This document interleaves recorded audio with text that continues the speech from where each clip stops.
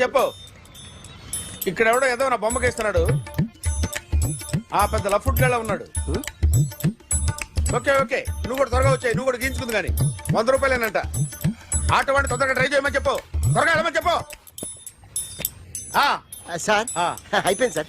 అయిపోయిందంటే లైన్లో ఉండు, లైన్లో ఉండు. త్వరగా వెళ్ళమని చెప్పు ఆటో వాడిని.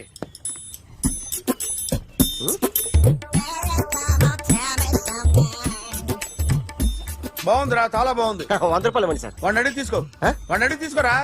వాడిని అడిగి తీసుకో. మీ బొమ్మే కదా సార్. హలో, త్వరగా బయలుదేరేస్తున్నావా? త్వరగా రా.